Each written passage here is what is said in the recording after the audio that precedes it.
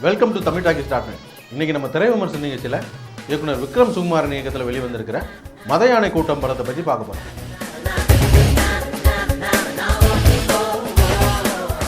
மத யானை கூட்டம் இந்த படத்தை பற்றி பேசுகிறதுக்கு முன்னால் இந்த படத்துடைய தயாரிப்பாளர் இசையமைப்பாளர் ஜிவி பிரகாஷை கண்டிப்பாக பாராட்டியே தீரணும். ஏன்னா சினிமாவிலேயே இருந்து பல கோடி ரூபாயை சம்பாரித்தவங்க கூட சினிமாவை நம்பி 10 பைசா போடக்கூட தயாராக இல்லை. ஆனால் ஜிவி பிரகாஷ் வளர்ந்து வர்ற இந்த காலகட்டத்தில் சினிமாவை நம்பி இவ்வளோ பெரிய ரிஸ்க் எடுத்துருக்கிறத பாராட்டாமல் இருக்க முடியாது.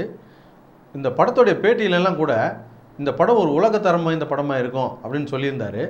உலகத்தரம் வாய்ந்த படம் அப்படின்னா என்னென்னா, நம்ம ஆளுங்க நினச்சிக்கிட்டு இருக்காங்க ஹெலிகாப்டர் சேசிங், கார் சேசிங், நிறையா கிராஃபிக்ஸ் ஒர்க்கு, இந்த பல 100 கோடி ரூபாய் செலவு பண்ணி எடுத்தால் தான் உலகத்தரம் வாய்ந்த படம் அப்படின்னு நினச்சிக்கிட்டு இருக்காங்க. ஆனால் உண்மையில் நீங்கள் உலக பட விழாலாம் பார்த்தீங்கன்னா அதில் பங்கேற்கக்கூடிய பல்வேறு நாட்டு படங்களில் ஒவ்வொரு படத்துலையுமே அந்தந்த நாட்டு கலாச்சாரங்கள் மட்டும்தான் பிரதிபலிக்குமே தவிர எந்த நாட்டு படத்தையும் பார்த்து காப்பி அடிச்சிருக்க மாட்டாங்க. எந்த நாட்டு படத்தையும் மாதிரி இருக்காது. அந்தந்த நாடுகளில் உள்ள மக்களுடைய கலாச்சாரம், வாழ்க்கை முறை இதை தான் படம் பிடிச்சிருப்பாங்க. அந்த மாதிரி இந்த படத்துலையும் மதுரை மாவட்டத்தில் உள்ள ஒரு குறிப்பிட்ட சமுதாயத்தை சேர்ந்த ஒரு குடும்பத்தில் நடக்கக்கூடிய பாசம், அன்பு, வன்முறை, துரோகம் எல்லாத்தையும் மண்மனம் மாறாமல் படம் பிடிச்சிருக்காங்க. இந்த படத்தில் வரக்கூடிய சம்பவங்கள் அத்தனையுமே நம்ம நேரில் பார்க்குற மாதிரி படம் பிடிச்சி கொடுத்துருக்காங்க. பொதுவாக மதுரை மாவட்ட படம்னாலே வீச்சருவா, வேல்கம்பு, கொலை, ரத்தம் இதுதான் படம் முழுக்க வரும். இந்த படத்துலையும் அப்படி தான் வருது. இருந்தாலும் இது வேறு மாதிரியான படம். இந்த படத்தோடைய கதையில் ஜெயக்கொடின்னு ஒரு ஊர் பெரிய மனுஷன் இருக்கார். அவருக்கு 2 சம்சாரம். அவர் 2வது சம்சாரம் வச்சுருக்காரு அப்படின்னு தெரிஞ்ச உடனே முதல் சம்சாரம் அவர்கிட்ட சண்டை போட்டுக்கிட்டு பிரிஞ்சு அவங்க அண்ணன் வீட்டில் போய் செட்டில் ஆகிடுறாங்க. 2வது சம்சாரத்தோடய அவர் வாழ்ந்துகிட்டு இருக்காரு. முதல் சம்சாரத்துக்கும் ஒரு பையன் ஒரு பொண்ணு இருக்குது. 2வது சம்சாரத்துக்கும் ஒரு பையன் ஒரு பொண்ணு இருக்குது. குடும்பத்தில் பெரிய பகை இருந்தாலும் இந்த 2 பசங்களும் ஒத்துமையாக தான் இருக்கானுங்க. அவருடைய 2வது சம்சாரத்தோடைய பொண்ணு கல்யாணம் நடந்த மறுநாளே அவர் இறந்து போயிடுறாரு. அவர் இறந்த உடனே 2 குடும்பத்துக்கு நடக்கிற பாச போராட்டமும் கௌரவ கொலைகளும் தான் இந்த படத்துடைய கதை. இந்த படத்துடைய இயக்குனர் விக்ரம் சுகுமார் காட்சிக்கு காட்சி தான் பாலுமகேந்திராவுடைய அசிஸ்டண்ட்ன்றதை ப்ரூவ் பண்ணிக்கிட்டே இருக்கார். இந்த படத்துடைய மிகப்பெரிய பலமே கதாபாத்திரங்களுடைய கட்டமைப்பும் அவங்களுடைய யதார்த்தமான நடிப்பும் தான். பருத்தி வீரன், ஆடுகளம் போன்ற படங்களில் கூட இதை தான் பண்ணியிருப்பாங்க.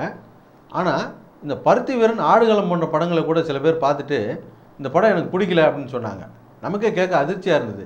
ஏங்க இந்த படத்தை போய் பிடிக்கல அப்படின்னு சொல்கிறீங்க அப்படின்னு கேட்டதுக்கு, இந்த பாஷையே எனக்கு புரியல அப்படின்னு சில பேர் சொன்னாங்க.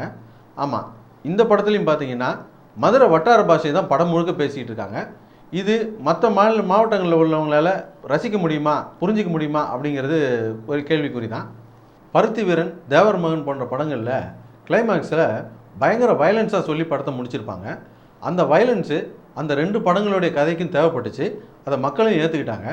ஆனால் இந்த படத்துடைய கிளைமேக்ஸில் இதுதான் யதார்த்தம் அப்படின்னு புரிஞ்சுக்கிட்டு படம் பார்க்குறவங்களுக்கு இது ரொம்ப சரியான கிளைமேக்ஸ் அப்படின்னு சொல்லுவாங்க. ஆனால் வழக்கமாக தமிழ் சினிமாவை பார்த்துக்கிட்டு இருக்க ரசிகர்களுக்கு இந்த கிளைமேக்ஸ் ஒரு ஏமாற்றமான கிளைமேக்ஸாக இருக்கும். மொத்தத்தில் இந்த படம் எப்படி இருக்குது அப்படின்னு கேட்டிங்கன்னா, தேவர் மகன், பருத்தி வீரன், ஆடுகளம் இந்த மாதிரியான படங்களை நீங்கள் ரசிச்சிருந்தீங்கன்னா நிச்சயமாக இந்த படத்தையும் உங்களால் ரசிக்க முடியும். இந்த படத்தை பார்த்துட்டிங்கன்னா இந்த படம் சம்மந்தப்பட்ட எல்லா விஷயத்தையும் நீங்கள் பாராட்டுவீங்க, கிளைமேக்ஸை தவிர. எங்களுடைய நிகழ்ச்சிகள் உங்களுக்கு பிடித்திருந்தால் உடனுக்குடன் கண்டு மகிழ கீழே உள்ள சப்ஸ்கிரைப் பட்டனை அழுத்தவும். எங்களுடைய நிகழ்ச்சிகள் உங்களுக்கு மிகவும் பிடித்திருந்தால் உங்களுடைய நண்பர்களுக்கு ஷேர் செய்யவும். நன்றி, வணக்கம்.